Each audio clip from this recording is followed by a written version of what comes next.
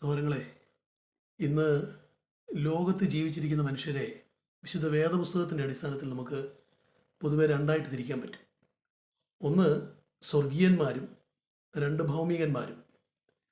വേദപുസ്തകം പറയുന്നു, സ്വർഗീയനെ പോലെ സ്വർഗീയന്മാരും മണ്ണുകൊണ്ടുള്ളവരെ പോലെ മണ്ണുകൊണ്ടുള്ള മനുഷ്യർ ഭൗമികന്മാർ. അല്ലെങ്കിൽ മറ്റൊരിടത്ത് ഇങ്ങനെ പറയുന്നുണ്ട്, അതിക്രമങ്ങളാലും പാപങ്ങളാലും മരിച്ചവരായിരുന്ന നിങ്ങളെ ഇന്ന് ജീവിപ്പിക്കുന്നു. അതായത് ജീവനുള്ളവരും മരിച്ചവരും, യേശുക്രിസ്തു മൂലമുള്ള നിത്യജീവൻ പ്രാപിച്ച ജീവൻ്റെ അവകാശികളും ഈ ലോകത്തിൽ മരണത്തിന് വിധേയപ്പെട്ട് നിൽക്കുന്ന മരിച്ചവരായിട്ടുള്ള ആളുകൾ. ഇനി അല്ല എങ്കിൽ മറ്റൊരു ഭാഗത്ത് പരിശോധിച്ചാൽ നമുക്ക് പറയാൻ കഴിയുന്നത്, നിങ്ങളിനി ഈ ലോകത്തിനുള്ളവരല്ല എന്ന് പറയുമ്പോൾ ഈ ലോകത്തിനുള്ളവരും ഈ ലോകത്തിനുള്ളവരല്ലാത്തവരും, ഈ രണ്ടു കൂട്ടം ആളുകളായിട്ട് നമുക്ക് ഭൂമിയിൽ ഇപ്പോൾ ജീവിച്ചിരിക്കുന്ന ആളുകളെ വേദപുസ്തകത്തിലെടുത്ത് വേർതിരിക്കാൻ പറ്റും.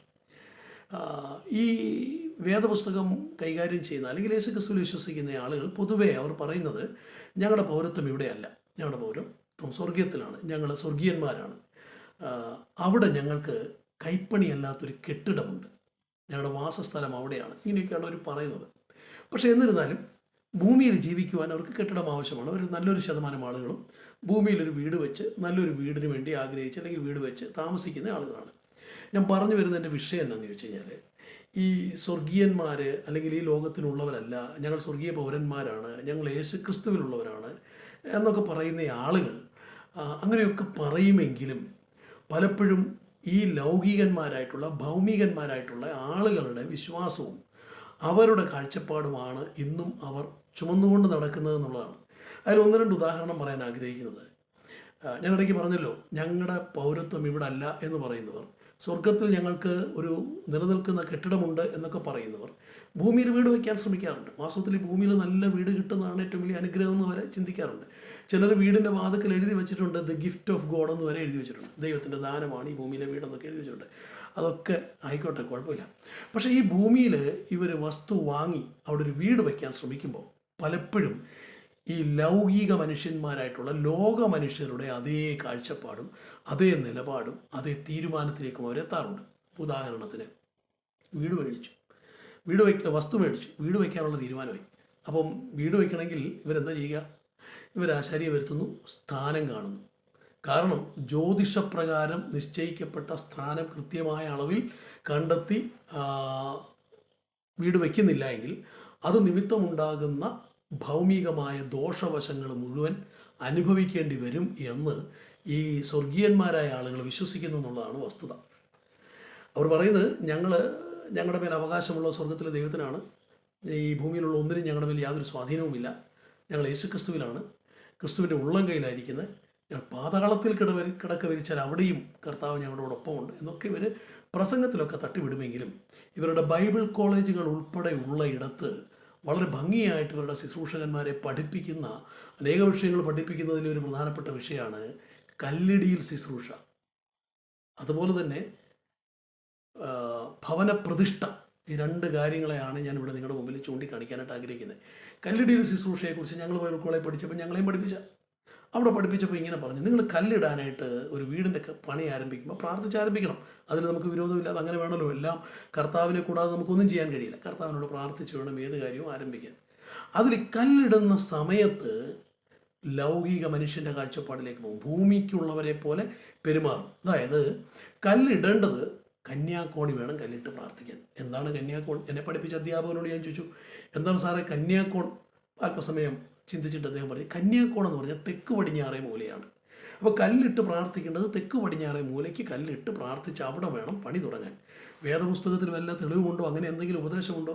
ഒന്നുമില്ല. പിന്നെ എന്താണ് ഈ കന്യാക്കോണിൽ തന്നെ വേണമെന്ന് നിർബന്ധം പിടിക്കുന്നത്? അദ്ദേഹത്തിന് ഉത്തരമില്ല, നിശബ്ദമാണ്. അദ്ദേഹം നിശബ്ദനായത് അതിൻ്റെ ഉത്തരം പറയാൻ അദ്ദേഹത്തിന് കഴിയില്ല. കാരണം പഠിപ്പിക്കുന്നത് ബൈബിൾ കോളേജ് വിദ്യാർത്ഥികളെയാണ്, പഠിപ്പിക്കുന്നത് തിയോളജിയനായ ദൈവദാസനാണ്. അപ്പോൾ പിന്നെ അതിൻ്റെ ഉത്തരം പറയാൻ ഒത്തിരി വിഷയമാവും.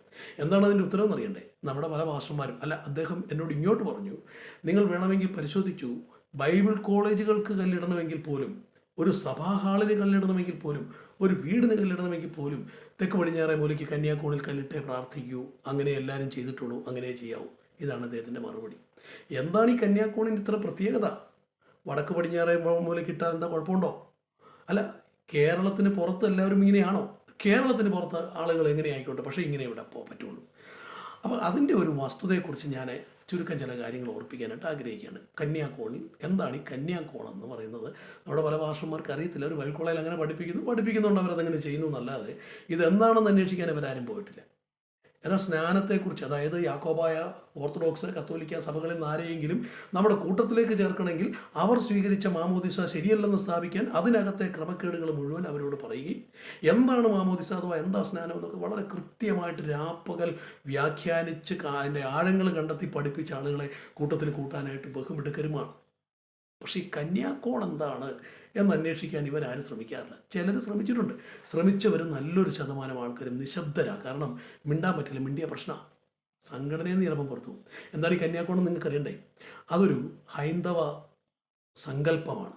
എന്താണ് ഹൈന്ദവ സങ്കല്പം? അവരുടെ സങ്കല്പം അനുസരിച്ച്, അതായത് ഈ ലോക മനുഷ്യരുടെ സങ്കല്പം എന്ന് വേണേൽ പറയാം. ഞാൻ നേരത്തെ പറഞ്ഞില്ല, ഇവിടെ പൗരത്വമുള്ള മനുഷ്യൻ്റെ കാഴ്ചപ്പാടും വിശ്വാസം. എന്താണ് സങ്കല്പം? സങ്കല്പം ഇതാണ്: ബ്രഹ്മാവ് ഒരിക്കൽ ഉറങ്ങിക്കിടക്കുമ്പോൾ ബ്രഹ്മാവിൻ്റെ മൂക്കിൽ നിന്ന് ഉത്ഭവിച്ചു വന്ന വാസ്തുപുരോന്നോ അങ്ങനെ എന്തോ ഒരു പേര് ഞാൻ മറന്നുപോയി, അതാണ് വാസ്തുദേവൻ എന്നറിയപ്പെടുന്നത്. അദ്ദേഹത്തിൻ്റെ മൂക്കിൽ നിന്നും ഉത്ഭവിച്ചു വന്നൊരു അസുരനുണ്ട്. ഈ അസുരൻ അദ്ദേഹത്തിൻ്റെ മൂക്കിൽ നിന്ന് ഉത്ഭവിച്ച് ഭൂമിയിലേക്ക് വന്നിട്ട് ഭൂമിയിൽ സർവനാശം വരുത്തുകയാണ്. ഭൂമിയിലുള്ള സകല മനുഷ്യർക്കും ദോഷം വരുത്തുകയാണ്. അപകടങ്ങൾ വരുന്നു, രോഗങ്ങൾ വരുന്നു, സകല പ്രശ്നങ്ങൾ. അങ്ങനെ പ്രശ്നങ്ങളെല്ലാം വർദ്ധിച്ചപ്പോൾ ഭൂമിയിലുള്ള മനുഷ്യരെല്ലാവരും കൂടി ബ്രഹ്മാവിൻ്റെ അടുക്കൽ ചെന്ന് ബ്രഹ്മാവിനെ ഉണർത്തി സങ്കടം ബോധിപ്പിച്ചു. അപ്പോൾ ബ്രഹ്മാവ് ഈ അസുരനെ അഥവാ ഈ പുരോയെ തകർക്കേണ്ടതിനായിട്ട് ഭൂമിയിൽ അവതരിക്കുന്നു. വന്ന് ഇദ്ദേഹത്തെ വെട്ടി താഴെയിടുന്നു. ഇദ്ദേഹത്തെ വെട്ടി താഴുമ്പോൾ ഇദ്ദേഹം വീഴുന്നത്, ഇദ്ദേഹത്തിൻ്റെ തല വടക്ക് കിഴക്കേ മൂലയ്ക്കായിട്ട് കിടക്കത്തക്ക നിലയിലാണ് ഇദ്ദേഹം വീഴുന്നത്. ഇദ്ദേഹം അങ്ങനെ വീഴുമ്പോൾ ഇദ്ദേഹത്തിൻ്റെ ശരീരം, അതായത് ഒരു പുരുഷ ശരീരത്തിൽ 64ഓളം മർമ്മഭാഗങ്ങളുണ്ട്.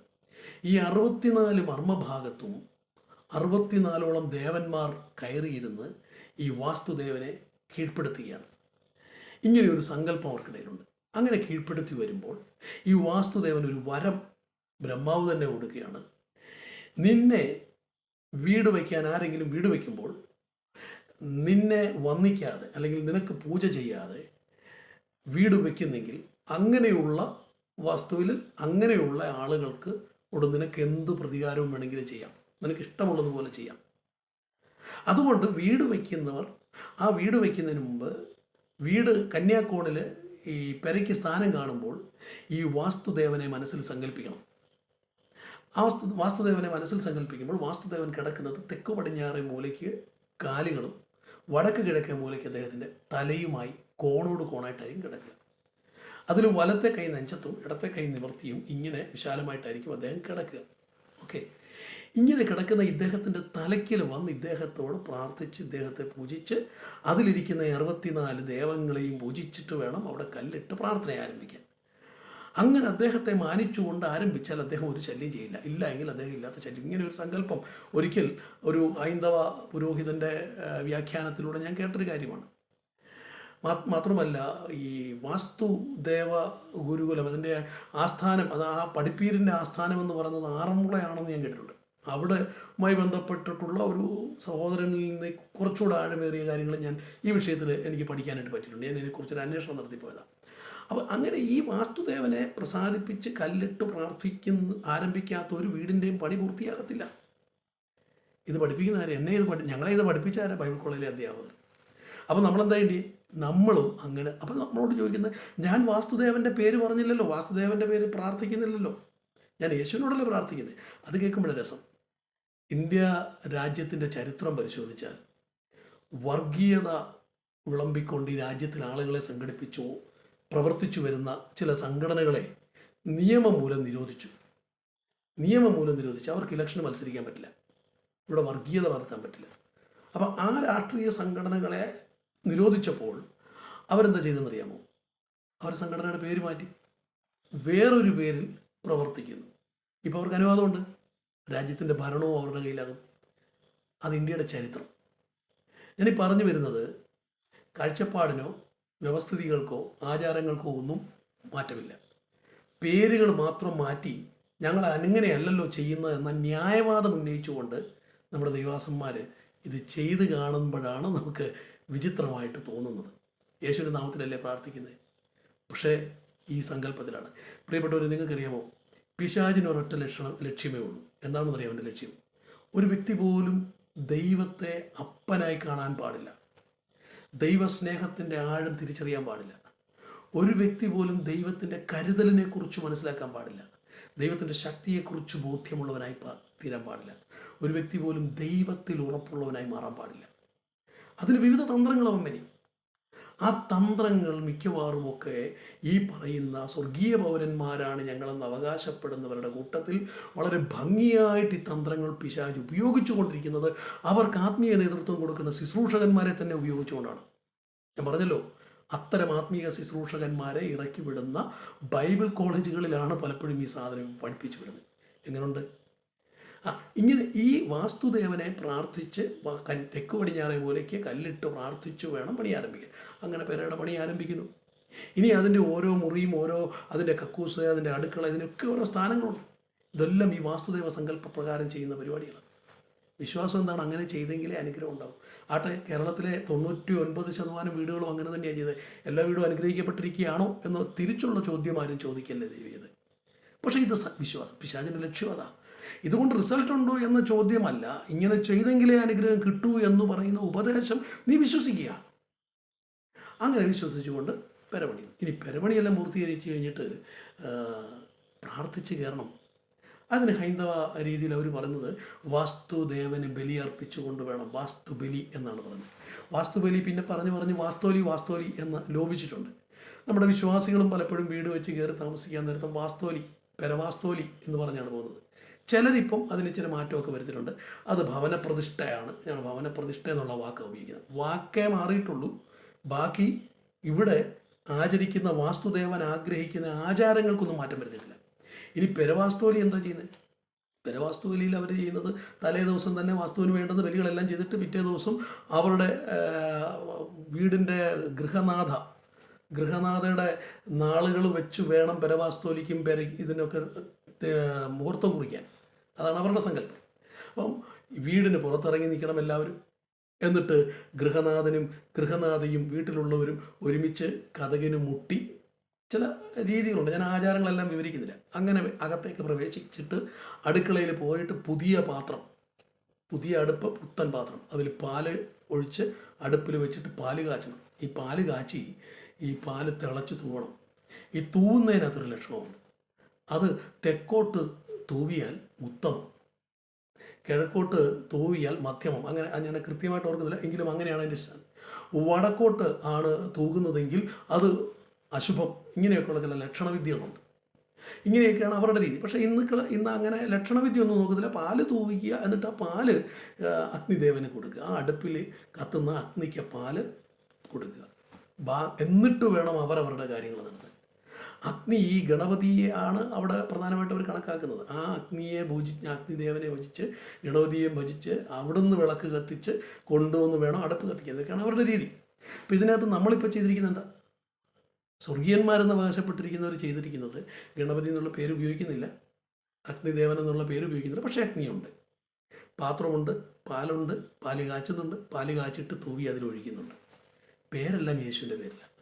പെരവാസ്തോലി എന്നുള്ള പേര് മാറ്റി സ്തോത്ര പ്രാർത്ഥനയെന്നാക്കി, അല്ലെങ്കിൽ ഭവനപ്രതിഷ്ഠയെന്നാക്കി. അപ്പം ഇങ്ങനെ പേരുകൾ മാറ്റി. പക്ഷേ ഈ ലോകത്തിൻ്റെ ദൈവം എന്താണോ മോഹിക്കുന്നത്, എന്താണോ ആഗ്രഹിക്കുന്നത്, അത് കൃത്യമായിട്ട് പ്രവർത്തിച്ചും കൂടി പോരുന്നൊരു പ്രവണത ഈ സ്വർഗീയന്മാരെ എന്ന് അവകാശപ്പെടുന്നവർ കാട്ടി വരുമ്പം ഒരല്പം വിചിത്രം തോന്നാതില്ല. പ്രിയപ്പെട്ടവരെ, വളരെ ശ്രദ്ധിക്കേണ്ട ഒരു വിഷയമാണ് നമ്മളിത്. പെര വയ്ക്കുമ്പോൾ തെക്ക് പടിഞ്ഞാറേ മൂലയ്ക്ക് ഞാൻ വീട് വെച്ച സമയത്ത് തെക്ക് പടിഞ്ഞാറേ മൂലയ്ക്ക് കല്ലിടുന്നില്ലെന്ന് വെച്ചു. ഒരു മൂലയ്ക്കും കല്ലിടുന്നില്ല. ഇടയ്ക്ക് ഒരു കല്ലിട്ടു, പ്രാർത്ഥിച്ചു. ഓക്കെ, കർത്താവിൻ്റെ നാമത്തിൽ പ്രാർത്ഥിച്ച് ആരംഭിച്ചു. വലിയ പ്രവസനങ്ങളൊന്നുമില്ല. 90 ദിവസത്തിനകം മുഴുവൻ പണിയും പൂർത്തിയാക്കി ഞാൻ കയറി താമസിച്ചു. എൻ്റെ അടുക്കള കിഴക്ക് വശത്ത് വരണമെന്നും അതിൻ്റെ അടുപ്പ് കഞ്ഞി ഊറ്റുമ്പോൾ വാസുദേവൻ്റെ മുഖത്തേക്ക് നോക്കി കഞ്ഞി ഊറ്റത്തക്ക രീതിയിൽ വേണം അത് അടുപ്പ് ഇരിക്കേണ്ടത് എന്നുമുള്ള സകല സിസ്റ്റവും തെറ്റിച്ചാ ചെയ്ത്. ഒരു ദോഷവും ഇതുവരെ വന്നിട്ടില്ല. പാല് കാച്ചിയേയില്ല, അടുക്കളയ്ക്കകത്തോട്ട് കയറിയേയില്ല. ഞങ്ങൾ ഒരുമിച്ചിരുന്ന് പ്രാർത്ഥിച്ചു. പെരയ്ക്ക് പുറത്ത് നിന്ന് പ്രാർത്ഥിച്ചിട്ട് അകത്തോട്ട് കയറുന്ന, ഇല്ല മറ്റൊരു കതകിന് മുട്ടി നെൽക്കതിരുകൾ എളിയിൽ കെട്ടി അങ്ങനെ മുണ്ടിൽ കെട്ടി ഒക്കെ കയറണം എന്നൊക്കെയുള്ള ചില സിസ്റ്റങ്ങളൊക്കെ ഉണ്ട് അവർക്ക്. അങ്ങനെ ഒരു പരിപാടിക്ക് ഞങ്ങൾ പോയില്ല. നമ്മുടെ വിശ്വാസികൾ അങ്ങനെ ചെയ്യുന്ന എല്ലൊന്നും കെട്ടാറില്ല. പക്ഷേ എല്ലാവരും വെളിയിൽ ഇറങ്ങിയിട്ട് ഇപ്പോൾ പുതിയ രീതിയാണ്, വെളിയിലിറങ്ങി പ്രാർത്ഥിച്ച് അകത്തോട്ട് കയറുന്ന രീതികളൊക്കെ. അങ്ങനെ പുത്തൻ ഓരോ ദിവസവും ഈ ഹൈന്ദവ സംസ്കാരം അല്ലെങ്കിൽ ഈ ലോകത്തിൻ്റെ മനുഷ്യർ ചെയ്യുന്ന, അല്ലെങ്കിൽ അവരുടെ വിശ്വാസപ്രകാരം ഈ ലോക ദൈവത്തിൻ്റെ ആശയങ്ങൾക്കൊക്കെ അനുസരണമായിട്ട് കാര്യങ്ങളെ ക്രമീകരിച്ച് അവർ ചെയ്യുന്നതിനനുസരിച്ച് തന്നെ ഇവിടെ നമ്മുടെ സഹോദരങ്ങളും ചെയ്യുന്നു എന്നുള്ളതാണ് വസ്തുത. ഞാൻ വാക്കുകൾ ചുരുക്കട്ടെ പ്രിയപ്പെട്ടവരെ. നമ്മൾ സ്വർഗീയന്മാരാണെന്ന് അവകാശപ്പെടുകയും എന്നാൽ ഈ ലോകത്തിനുള്ളവർ പാലിക്കേണ്ട കാര്യങ്ങൾ യേശുവിൻ്റെ നാമം പറഞ്ഞ് ഉപയോഗിക്കുകയും ചെയ്യുമ്പോൾ നമ്മൾ എത്ര അപകടാവസ്ഥയിലാണ് നിൽക്കുന്നതെന്ന് തിരിച്ചറിയണം. ഇത് നമ്മളെ കൊണ്ട് ചെയ്യിപ്പിക്കുന്നത് ഇവിടുത്തെ ശുശ്രൂഷകന്മാരാണ് എന്നുള്ളതാണ് ഏറ്റവും വലിയ വസ്തുത. ഇപ്പോൾ എന്താ പെരവാസ്തുവലി എന്ന് വിശ്വാസികൾക്ക് അറിയത്തില്ല. എന്തിനാ പാല് കാച്ചുന്നതെന്ന് അറിയത്തില്ല. പാല് കാച്ചുണ്ട്, നമുക്ക് പകരം വെച്ചൊരു ചായ ഇട്ട് കുടിച്ചാലോ എന്ന് ചോദിച്ചാലോ, പാല് തന്നെ കാച്ചണം. അടുപ്പ് കത്തിക്കുന്നതില്ല. നമ്മൾ കയറി വരുന്ന മുറിയിൽ നമ്മളെല്ലാവരും കൂടി കൈയടിച്ചൊരു പാട്ട് പാടി പ്രാർത്ഥിച്ച് ദൈവത്തിന് നന്ദി പറഞ്ഞു ഒരുമിച്ച് ദൈവസന്നിധിയിൽ എല്ലാവരും കൂടി സമർപ്പിക്കുന്നു, തങ്ങളെ തന്നെ സമർപ്പിക്കുന്ന ദൈവസന്നിധിയിൽ. എന്ത് കർത്താവിൻ്റെ പ്രസാദം നമുക്കുണ്ടാവില്ലേ? പ്രിയപ്പെട്ടവർ, എവിടെയാണ് വിഷയം കിടക്കുന്നതെന്ന് ചോദിച്ചു കഴിഞ്ഞാൽ നമ്മുടെ പൗരത്വത്തിൻ്റെ പ്രത്യേകത എന്താണെന്ന് നമ്മളെ പഠിപ്പിക്കാൻ ആളില്ലെന്നുള്ളതാണ്. നമ്മൾ ഈ ലോകത്തിനുള്ളവരല്ല എന്ന് പറയുമ്പോൾ നമ്മൾ ആർക്കുള്ളവരാണെന്ന് കൃത്യമായി പഠിപ്പിച്ചു തരാൻ നമുക്കൊരാളില്ല എന്നുള്ളതാണ്. ഈ ലോകത്തിൻ്റെ ലക്ഷണങ്ങൾക്കോ ഈ ലോകത്തിൻ്റെ ഒരു ശക്തിക്കുമോ നമ്മുടെ മേൽ ഒരു സ്വാധീനവുമില്ല. അത് ഈ ലോകത്തിലുള്ളവരുടെ മേലാണ്. കാർത്തികയ്ക്കും മകയിരത്തിനും ഒക്കെ സ്വാധീനമുണ്ടെന്ന് ഇയ്യോബ് പറയുന്നത് ഈ ലോകത്തിനു മേലാണ്. യേശു കർത്താവ് പറയും നിങ്ങൾ ഇനി ഈ ലോകത്തിനുള്ളവരല്ല. അപ്പം ലോകത്തിനുള്ളവരല്ലാത്തവരുടെ മേൽ എങ്ങനെയാണ് ലോകത്തിൻ്റെ ശക്തികൾക്ക് അവകാശം പറയാൻ പറ്റുക? നമ്മുടെ മേൽ അവകാശം, നമ്മുടെ മേലുള്ള അവകാശത്തിൻ്റെ മഹിമാധനം എന്ത് എന്ന് നാം ഗ്രഹിക്കേണ്ടതിന് പൗലോസ് ലേഖനം എഴുതിയപ്പോൾ പ്രാർത്ഥിച്ചതായിട്ട് എഫെസ്യർക്ക് എഴുതിയ ലേഖനത്തിൽ കിടപ്പുണ്ട്. പക്ഷേ നമ്മുടെ ഏതെങ്കിലും സഭയിൽ ദൈവദാസന്മാർ ഇത് പറഞ്ഞ് നിങ്ങൾ കേൾക്കുന്നുണ്ടോ? നിങ്ങളുടെ മേലുള്ള ദൈവത്തിൻ്റെ അവകാശത്തിൻ്റെ മഹിമാധനം എന്താണെന്ന് നിങ്ങൾ അറിയേണ്ടതിന് ഞാൻ നിങ്ങൾക്ക് വേണ്ടി പ്രാർത്ഥിക്കുന്നു എന്ന് ആരെങ്കിലും പറഞ്ഞ്, അങ്ങനെ ആരെങ്കിലും പ്രാർത്ഥിച്ച് കേട്ടിട്ടുണ്ടോ? അല്ല, ആ അവകാശത്തിൻ്റെ മഹിമാധനം അറിയാൻ വേണ്ടി നിങ്ങൾ ഉപവസിച്ച് ദൈവസന്നിധി പ്രാർത്ഥിക്കൂ എന്ന് പറഞ്ഞ് കേട്ടിട്ടുണ്ട്. വിശുദ്ധന്മാർക്ക് വേണ്ടി വ്യാപരിക്കുന്ന അവൻ്റെ ശക്തിയുടെ അളവറ്റ വലിപ്പം എന്താണെന്ന് നിങ്ങൾ അറിയേണ്ടതിന് ഞാൻ നിങ്ങൾക്ക് വേണ്ടി പ്രാർത്ഥിക്കുന്നു. പൗലോസിൻ്റെ പ്രാർത്ഥനയാണ്. ഇന്ന് എത്ര പൗലോസുമാർ ഇത് പ്രാർത്ഥിക്കുന്നുണ്ട്? വിശ്വാസികളുടെ മേലുള്ള കർത്താവിൻ്റെ ശക്തിയുടെ അളവറ്റ വലിപ്പം എന്താണെന്ന് വിശ്വാസിക്ക് ബോധ്യപ്പെടണം എന്ന് അറിയുന്ന എത്ര പേരുണ്ട്? ദൈവശക്തിയെക്കുറിച്ചും തിരുവെഴുത്തുകളെക്കുറിച്ചും അറിയാൻ എൻ്റെ ജനം തെറ്റിപ്പോകുന്നു. അപ്പം ഞാൻ 2 ഉദാഹരണം മാത്രമേ പറഞ്ഞുള്ളൂ. ഒന്ന് ഈ കല്ലടിയിൽ ശുശ്രൂഷയും, 2 ഈ പാലുകാച്ചിലും. സാധാരണ വിശ്വാസിക്ക് ഇത് വളരെ നിസ്സാരമായിട്ട് തോന്നുന്നൊരു വിഷയമാണ്. അപ്പോൾ ഒക്കെ കേൾക്കുമ്പം നമ്മൾ കർത്താവിൻ്റെ നാമത്തിൽ പാല് കാച്ചുന്നതിന് ഇപ്പോൾ എന്താ തെറ്റ്? കർത്താവിൻ്റെ നാമത്തിൽ അതിപ്പോൾ തെക്ക് പടിഞ്ഞാറേ മൂലയ്ക്ക് കൊണ്ട് പ്രാർത്ഥിച്ചു, കർത്താവിൻ്റെ നാമത്തിലല്ലേ പ്രാർത്ഥിക്കുക, എന്താ തെറ്റ്? പക്ഷേ ആ മൂലയ്ക്ക് പ്രാധാന്യം കൊടുക്കുന്നത്, ഇപ്പുറത്ത് പാല് കാച്ചുക എന്ന് പറയുന്നതിൻ്റെ പ്രാധാന്യം കൊടുക്കുന്നത്, ആ 2 ഫങ്ഷൻ മസ്റ്റായിട്ട് അവിടെ നടക്കണം. ആരുടെ പേര് വേണമെങ്കിലും മാറ്റിയെടുക്കുന്നത് ഈ ലോകത്തിൻ്റെ ദൈവത്തിന് വിരോധമൊന്നുമില്ല. പക്ഷേ ഈ ഫങ്ഷൻ കൃത്യമായിട്ട് അവിടെ നടക്കണം. ആ ഫങ്ഷൻ മാറ്റി വയ്ക്കാനുള്ള ധൈര്യം വിശ്വാസികൾക്കില്ല. തെക്ക് പടിഞ്ഞാറേ മൂലയ്ക്ക് കല്ലിടുന്നില്ലെന്ന് പെര പണിയാൻ വരുന്ന കോൺട്രാക്ടർ പറയുക, അച്ഛാ ഇതിന് തെക്ക് പടിഞ്ഞാറേ മൂലം ഒന്നും നോക്കണ്ട, നമുക്ക് വേറെ. പക്ഷേ വിശ്വാസി സമ്മതിക്കത്തില്ല, പാസ്റ്റൊട്ടും സമ്മതിക്കത്തില്ല. സൗര അതൊക്കെ ആയിക്കോട്ടെ, കുഴപ്പമൊന്നുമില്ല, നമ്മളെന്തിനാ ഈ മാമൂലികൾ തെറ്റിക്കുന്നത്? അല്ല, വേണ്ട. വിശ്വാസിക്ക് വിശ്വാസമില്ല എങ്കിൽ തെറ്റിക്കരുത്, അങ്ങനെ തന്നെ ചെയ്യണം. കാരണം ഇനി അഥവാ ഈ പറയുന്ന ക്ലിപ്പിൻ്റെ പേരിലെങ്ങാനും മാറ്റി ചെയ്താൽ നാളെ ഉരുണ്ട് വീണ് കാല് പൊട്ടിയാൽ ഇതിൻ്റെ ദോഷമാണെന്ന് ചിന്തിച്ചിട്ട് ഇതിനെക്കാട്ടി കൂടുതൽ BP ഉണ്ടാക്കി വേറെ രോഗിയായി മാറും. അപ്പോൾ വിശ്വാസിക്ക് വിശ്വാസമുണ്ടാകുന്ന കാലഘട്ടത്തിൽ മാത്രമേ ഒരു ശുശ്രൂഷകന് പോലും ഇത് കൃത്യമായിട്ട് ജനത്തെ പഠിപ്പിക്കാനും പറ്റുള്ളൂ. നമ്മുടെ വിശ്വാസികൾ എന്നാണോ വിശ്വാസിയായി മാറുന്നത് നമുക്ക് അറിഞ്ഞുകൂടാ. വിശ്വാസിയായി മാറണമെങ്കിൽ പുസ്തകത്തിൽ പറഞ്ഞിരിക്കുന്ന വിശ്വാസം കേൾവിയാലും, കേൾവി ക്രിസ്തുവിൻ്റെ വചനത്തിൽ നിന്ന് വരുന്നത്. ഇത് കൂട്ടായ്മയിൽ ഇരിക്കുന്ന സമയം മുതൽ ആരാധനയോട് പോരാടുന്ന അന്ധകാര ശക്തിയുടെ പ്രവർത്തനങ്ങളെക്കുറിച്ചാണ് കേട്ടുകൊണ്ടിരിക്കുന്നത്. കുറേ കാര്യങ്ങളുണ്ട്. ഞാൻ എൻ്റെ വാക്കുകൾ ചുരുക്കട്ടെ. സൗരങ്ങളെ വളരെ ശ്രദ്ധിക്കേണ്ട, വളരെ ജാഗരൂകരാകേണ്ട ഒരു കാലഘട്ടത്തിലാണ് ഞാൻ നിങ്ങൾ പാർക്കുന്നതെന്ന് മാത്രം ഓർപ്പിക്കുന്നു. എല്ലാവരെയും ദൈവം അനുഗ്രഹിക്കട്ടെ.